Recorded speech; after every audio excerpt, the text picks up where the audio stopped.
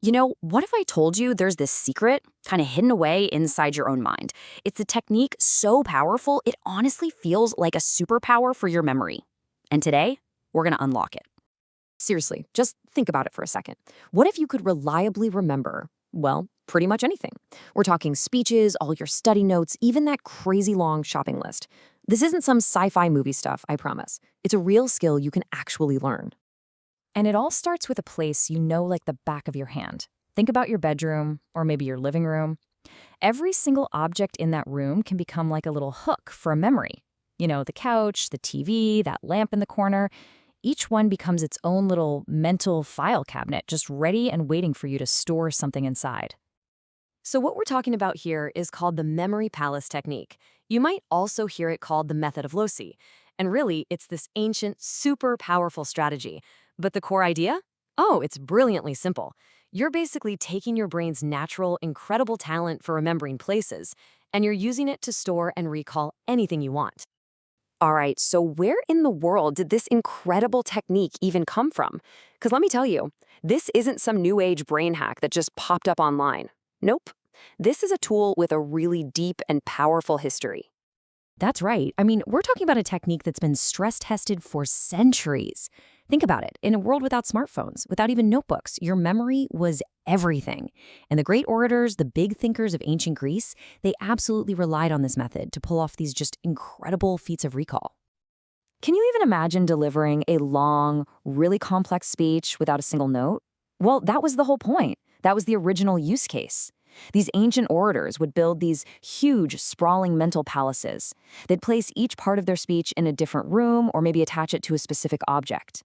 And then, to deliver the speech, all they had to do was take a little mental stroll through their palace.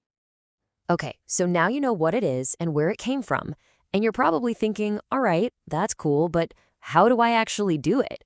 Well, good news. It is way simpler than you might think. Let's walk through the steps right now and build your very first memory palace. Really, it all boils down to these 3 steps.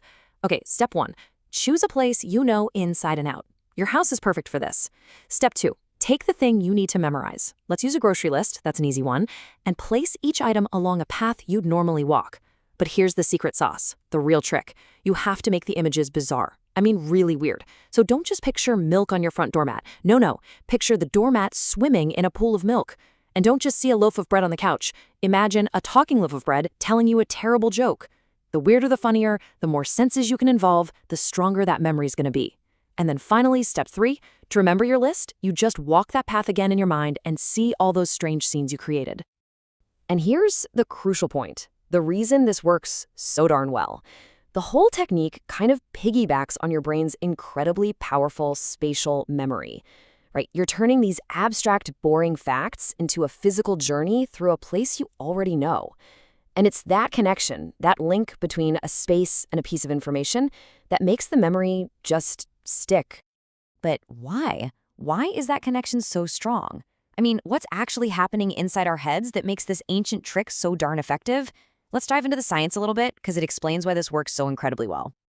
So whenever you use your spatial memory, remembering how to get somewhere, you're lighting up a part of your brain called the hippocampus. And the hippocampus is basically the brain's memory hub. This is the part that evolution spent millions of years fine-tuning for survival, for remembering where to find food or water or a safe place to sleep. So you're not learning a new trick, you're tapping into a deeply, deeply ingrained human skill. Here's the simple truth of it all. Just think for a second about how vividly you can recall a childhood home, every room, every corner. Now compare that to, a phone number someone told you yesterday. See the difference? Our brains are just fundamentally wired to remember places. The memory palace, it just cleverly hijacks that natural ability for any purpose you want. Okay, so we've covered the history, the how-to, and even the science behind it. Now we get to the most important part. How can you start using this hidden superpower in your own life? Like starting today. Honestly, the applications here are pretty much endless. Studying for an exam? Forget flashcards. Place the key concepts in different rooms of your house. Got a big presentation coming up? Put each talking point on a different piece of furniture in your office. Even for something simple, like that shopping list we talked about, or trying to remember the names of people you just met at a party, the memory palace is an absolute game changer. So, The next time you need to learn something new or memorize a really crucial piece of information, don't just repeat it over and over again until your brain is numb. Instead, just take a few minutes, build a simple memory palace, walk through it in your mind, and I promise you are going to be amazed at how your ability to recall things is just completely transformed.